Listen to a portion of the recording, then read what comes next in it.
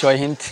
তো আগের দিন আমরা কি আলোচনা করেছি, গোলক বা স্পেয়ারের সূত্রগুলো, সমগ্রতলের ক্ষেত্রে বল, বক্রতলের ক্ষেত্রে বল, অর্ধগোলকের, তারপরে গোলকের আয়তন। তো সেটা থেকেই আমরা আজকে অঙ্ক করব। তো যে কোষে দেখি 12-এর, কোষে দেখি 12-এর গোলক বা স্পেয়ারের যে অঙ্কটা আছে, দেখো প্রথম অঙ্কটা 1 নম্বর কি হচ্ছে, যে একটি গোলকের ব্যাসার্ধের দৈর্ঘ্য 10.5 সেমি হলে তার সমগ্রতলের ক্ষেত্রফল কত। তো প্রথমে দেখো অঙ্কটা লিখি, কি বলছে, যে গোলকের ব্যাসার্ধটা বলে দিয়েছে। 1 নম্বর, এই একটা গোলক হয়, এই একটা গোলক, তোর ব্যাসার্ধটা 8টা বলে দিয়েছে, কত, আর সমান 10.5 সেমি। এই সমগ্রতলের ক্ষেত্রফলটা বার করেছে। অ্যাকচুয়ালি সমগ্রতল মানে এই যে বাইরের অংশ, সমগ্রতলের ক্ষেত্রফলটা বার করতেছে। তো আমরা যদি ধরি, অর্থাৎ গোলকের ব্যাসার্ধ আর সমান কত, 10.5 সেমি।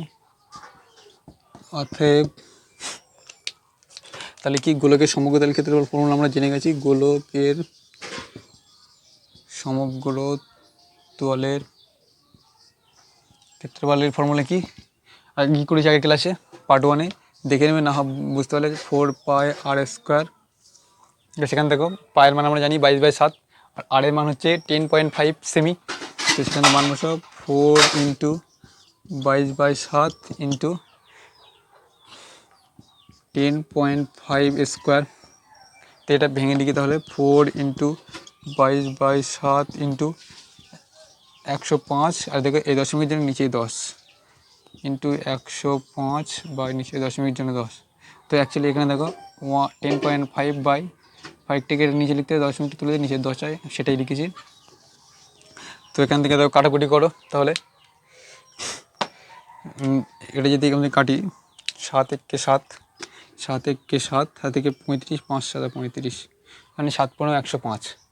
এটা যদি কাটি, 3 × 5 = 15, 5 × 2 = 10, 2 দিয়ে এই 2 কেটে গেল, এই 2 দিয়ে 5, তো 5 × 5 = 10, 5 × 5 = 21।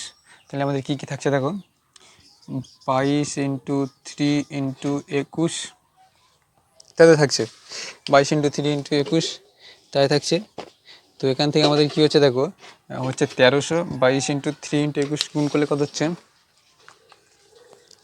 22 × 3 × 21, 1386, মানে কি 1386। এটা কি, ঘন বর্গ সেমি, বর্গ সেমি। তো এখান থেকে কী লিখতে হবে, অতএব কী বলেছে, যে তবে সমগ্রতলের ক্ষেত্রফল কত, অতএব গোলকের সমগ্রতলের ক্ষেত্রফল হচ্ছে কত, 1386 বর্গ সেমি। তো দেখো ব্যাপারটা বোঝা গেছে, ব্যাসার্ধটা বলে দিয়েছে, গোলকের ব্যাসার্ধটা বলে দিয়েছে এখান থেকে, আর ব্যাসার্ধ, আর সমগ্রতলের ক্ষেত্রফল কী বলেছে। তো আমরা জানি সমগ্রতলের ক্ষেত্রফল 4πr²। তো সেখানেই বসে দিয়েছে, ক্যালকুলেশন করলে আমাদের অ্যান্সার হচ্ছে 1386। তো এভাবেই অঙ্কটা করতে পারবে। তো 2 নম্বরটা দেখো, 2 নম্বরে কী বলেছে, যে একটি চামড়ার বল তৈরি করতে, প্রতি বর্গমিটারে 17.50 টাকা খরচ হয়। তো দেখো প্রতি বর্গমিটারে 17.50 টাকা খরচ হয়, আর টোটাল কত খরচ হয় বলছে, যে 431.20 টাকা লেগেছে। বলটির ব্যাসের দৈর্ঘ্য কত। তো দেখো এই অঙ্কটা একদম সোজা অঙ্ক, যে কী বলছে, যে ব্যাপারটা বোঝো, ছবি এঁকেই বোঝায়, তাহলে একদম সোজাভাবে বুঝতে পারবে। কী বলছে, একটা বল তৈরি করেছে, বাচ্চা কাচ্চা যেহেতু একটা বল তৈরি করবে। তো এই যেহেতু একটা বল হয়,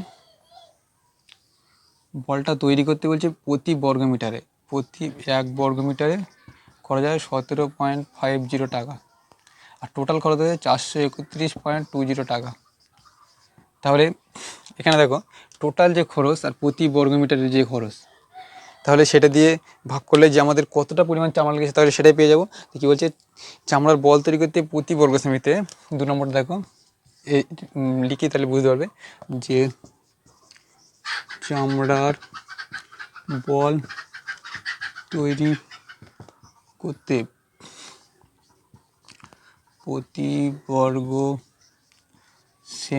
প্রতি বর্গ সেমিতে মোট চামড়া লাগে, মোট চামড়ার পরিমাণ, তাহলে কি দেখো মোট যে টাকা লেগেছে, তাহলে কী বলেছে দেখো ভাষাটা দেখো, যে চামড়ার বল তৈরি করতে প্রতি বর্গ সেমিতে, চামড়া বল করতে প্রতি বর্গ সেমিতে হিসাবে মোট চামড়া লাগে, মোট চামড়া কতটা লেগেছে, যে মোট টাকা কত 431.20 বাই প্রতি বর্গ সেমি যেটা টাকা সেটা দিয়ে ভাগ করে দেবো 50, শূন্য শূন্য কেটে গেল, এদের সঙ্গে উঠে গেল। তো এখান থেকে কাটাকুটি করলে কী আসে দেখো, যে 5 দিয়ে কাটো, 3 5 15, আর 2 5 5 25, 35 17, এখান থেকে কাটাকুটি করলে আসছে ডাইরেক্ট কত না 15 15 15, আর এটা আসছে কত, যে 392 বাই 15, এটাই আসছে কাটাকুটি করে। তো সেখান থেকে কী বলছে, এবার ধরি, তাহলে এখান থেকে লিখতে পারি যে ধরি বলের ব্যাসার্ধ সমান 8 সেমি, তাহলে কতটা কী বলেছে, যে সেটা কী বলেছে দেখো, যে তৈরি করতে কতটা এতটা, মানে টোটাল আমার চামড়ার পরিমাণ এত, তার মানে কি অ্যাকচুয়ালি কি আয়তনটির সঙ্গে সমান হবে, যতটা চামড়া নিচ্ছে ততটাই ওর আয়তন। তো অতএব বলের আয়তনের ফর্মুলা কি, 4/3 পাই আর কিউ, সেটা কি এর সঙ্গে সমান হবে। তো আমরা কি লিখতে পারি, যে শর্তানুসারে 4/3 পাই আর কিউ সমান 392/15, ঠিক আছে। তো এর সঙ্গে সমান হবে যে কতটা চামড়া লেগেছে সেটা, আর আয়তনের সঙ্গে সমান হবে কতটা চামড়া লেগেছে, ও আচ্ছা সরি আয়তন কেন, আর কতটা চামড়া লেগেছে, চামড়া তো ভিতরে তো ফাঁকা থাকে, বলের ভিতরে ফাঁকা থাকে। তো অতএব বলের সমগ্র বলের ক্ষেত্রফল, বলটা তো ফাঁপা হয় 4 পাই আর স্কোয়ার, তো সেটা সমান হবে শর্তানুসারে 4 পাই আর স্কোয়ার সমান 392/15, বা আর স্কোয়ার সমান যদি আমরা লিখি 392/15, পাইটা নিচে ইন্টু 4, আর পাইটা কি নিচে চলে যাচ্ছে, পায়ের মান কত 22/7, 22, আর 7টা নিচে তাহলে আমি উপরে তুলেছি 7। তো এখান থেকে কাটাকুটি করো, কাটাকুটি করলে যদি কাটাকুটি করো তাহলে আমাদের কাটাকুটি করে কি আসছে, যে 22 15, 2 দিয়ে যদি কাটো 11, 2 দিয়ে 11, আর এই যে 2 দিয়ে কাটো 2 1 2, 9 2 18, 6 2 12, 196, এর 4 দিয়ে কাটো, 4 4 16, 4 9 36, তাহলে 4 থেকে 36, 4 9 36, তো কী থাকছে দেখো 49 × 7 আর 15 × 11, তো অতএব এখান থেকে 8 সমান √49 × 7 আর 15 × 11। তো এখান থেকে ক্যালকুলেশন করলে তোমরা ক্যালকুলেশনটা করে নেবে, ক্যালকুলেশন আমি করছি না, ক্যালকুলেশন করলে হবে 1.4 সেমি, তাই তো বলেছে কত বর্গ সেমি,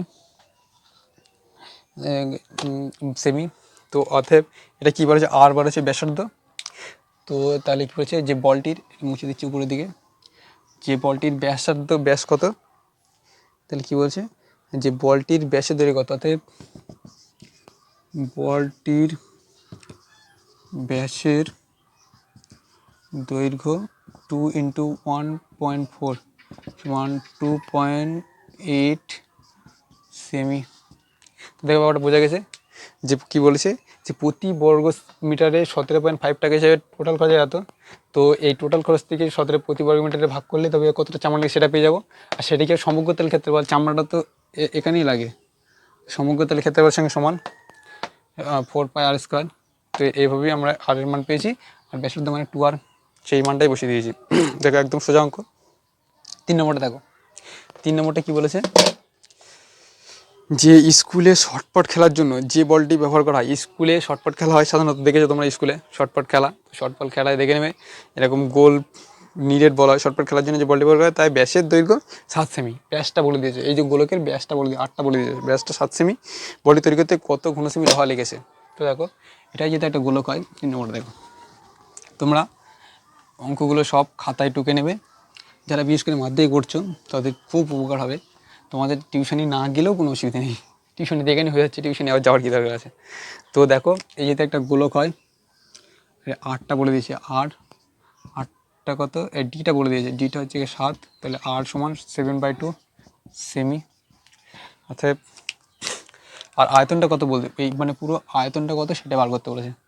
তো 3 নম্বরে দেখো, অর্থাৎ বলের ব্যাস ডি সমান কত, 7 সেমি। বলের ব্যাসার্ধ আর সমান 7/2 সেমি। এর কী বলেছে, বলের আয়তন। অতএব বলের আয়তনের ফর্মুলা কি বলেছি, 4/3 পাই আর কিউ, তাই তো? বলে আয়তনের ফর্মুলা এটাই বলেছি। সমগ্রতার ক্ষেত্রে বলেছে 4 পাই আর স্কোয়ার, আর আয়তন মানে কিউ, 4/3 পাই আর কিউ। তো এখান থেকে দেখো আমরা পায়ের মান জানি, আর এর মান জানি, তো এখান থেকে বসিয়ে দাও। 4 4/3 ইন্টু পায়ের মান কত, 22/7 ইন্টু আর কিউ মানে 7/3, 7/2 হোল স্কোয়ার। এখান থেকে দেখো 4/3 আর একবার লিখি, 22/7 ইন্টু 7/3 7/2 ইন্টু 7/2 ইন্টু 7/2। মুছে দিয়ে তো এক জায়গায় হয়ে যাচ্ছে। তো এখান থেকে দেখো কী কাটছি, এই 7 কেটে গেল, এই 2 কেটে গেল, তাহলে আমাদের থাকছে কি দেখো 22 ইন্টু 7 ইন্টু 7/3 ইন্টু 2। এখান থেকে তাহলে কী হচ্ছে যে সরি, আবার এই 2 দিয়ে 11 কেটে যাচ্ছে, তাহলে 11 ইন্টু 7 ইন্টু 7/3। তো সেখান থেকে হচ্ছে কত দেখো না, কত যে 179/2/3 ঘন সেমি। তথাপি এখান থেকে আমরা কী লিখতে পারি, যে লোহা, যে বলটিতে লোহা আছে, অতএব যে বলছে যে কত মানে বলটি তৈরি করতে, শর্টপাট বলটি তৈরি করতে কতটা লোহা লেগেছে। অতএব বলটি তৈরি করতে লোহা লেগেছে 179.2/3 ঘন সেমি। কতটা লোহা লেগেছে, যে 179 এত সেমি লোহা লেগেছে। তুমি সেটাই বলেছে দেখো। তো একদম সোজা, যে ওর ব্যাসটা বলে দিয়েছে, ডিটা বলে দিয়েছে, সেখান থেকে আর পাবো, এই যে ডিটা বলে দিয়েছে সেখান থেকে আর পেয়েছি, আয়তনে 4/3 পাই আর কিউ বসিয়ে দিয়েছি এবং সেমি ক্যালকুলেশন করেছি, তাহলে এতটা লোহা লেগেছে। তো একদম সোজা অঙ্ক, তোমরা সহজেই পেয়ে যাবে। তো 4 নম্বরটা দেখো, 4 নম্বরে কী বলছে, যে 28 সেমি দৈর্ঘ্যের ব্যাস বিশিষ্ট একটি নিরেট গোলক সম্পূর্ণ জলে নিয়োজিত করলে যে পরিমাণ জল অবশ্যই তা নির্ণয় করো। কী বলছে, যে 28 সেমি দৈর্ঘ্যের ব্যাসের এই সেম, এটা যদি একটা গোলক হতো, ডিটা বলে দিয়েছে। 4 নম্বরটা দেখো, মুছে দিচ্ছে এটা।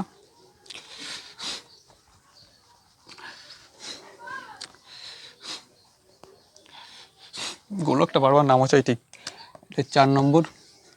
তো এই যদি একটা গোলক হয়, এর ডিটা বলে দিয়েছে কি 28 সেমি, এখানে আর পাবো 28/2 সমান 14 সেমি। তো বলছে যে এই গোলকটা একটা জলে নিমজ্জিত করা আছে, এই যদি একটা জলের থাকে, জলের লেভেলটা সাথে এতটা জল ছিল, এটা নিমজ্জিত করার পরে কতটা জল উপরে উঠেছে, যেমন জল এতটা উপরে উঠেছে, তো এটার আয়তন গোলকের আয়তন সমান হবে, যে কতটা জল উঠেছে সেটা গোলকের আয়তন বার করলেই তাহলে ওটা পেয়ে যাবো। যেহেতু গোলকটাই তো জলের ভিতরে ঢুকেছি, তো তাহলে এর আয়তন আর এর আয়তন, গোলকের আয়তন আর কতটা জল উঠেছে তার আয়তন সমান হবে, তো আমরা সেইভাবে পেয়ে যাবো। তো প্রথমে দেখো করছি কীভাবে, যে ধরি অতএব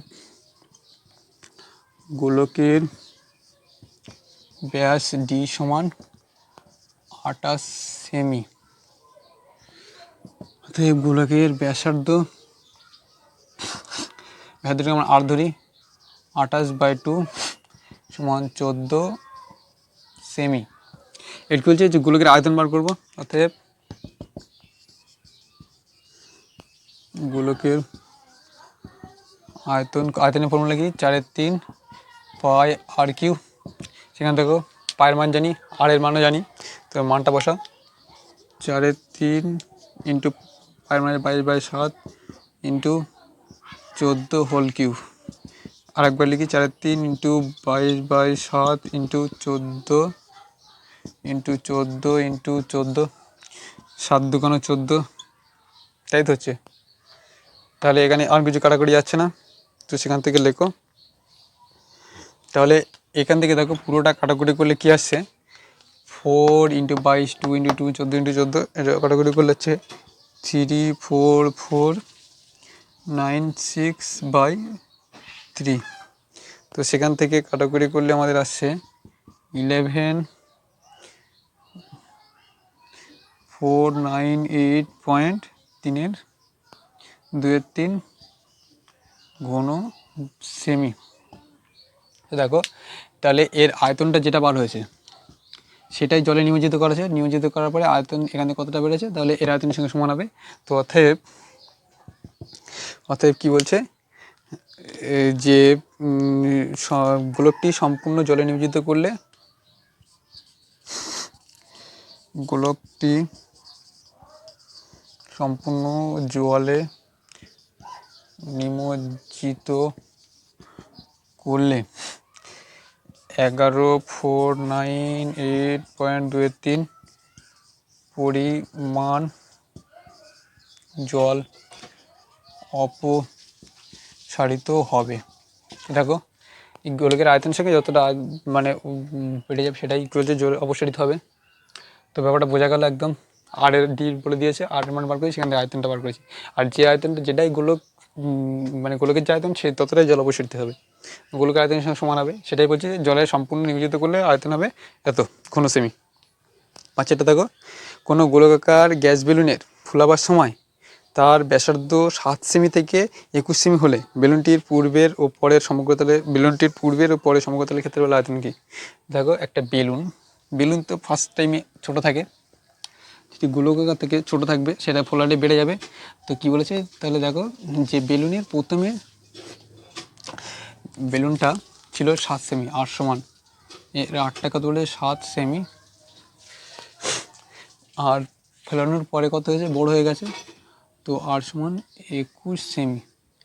তো 5 দেখো, অতএব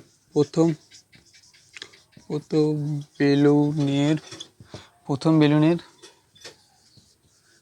ব্যাসার্ধ R1 যদি ধরি 7 সেমি, প্রথম বেলুনের সমগ্র তলের ক্ষেত্রফল কি 4 পাই, আর আর এর মান হচ্ছে 7 স্কোয়ার বর্গ সেমি। দ্বিতীয়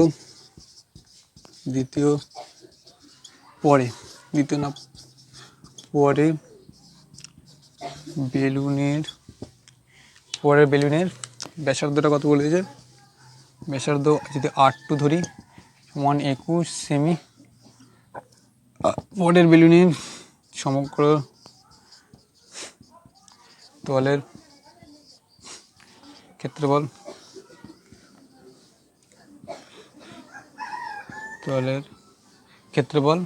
কারণ কি 4 পাই ইন্টু 21 স্কোয়ার। তো কী বলছে, আগে ও পরে বেলুনটির আগে কী বলছে বেলুনটির পূর্বে এবং পরে সমগ্র তলের ক্ষেত্রফলের অনুপাত কত। অর্থাৎ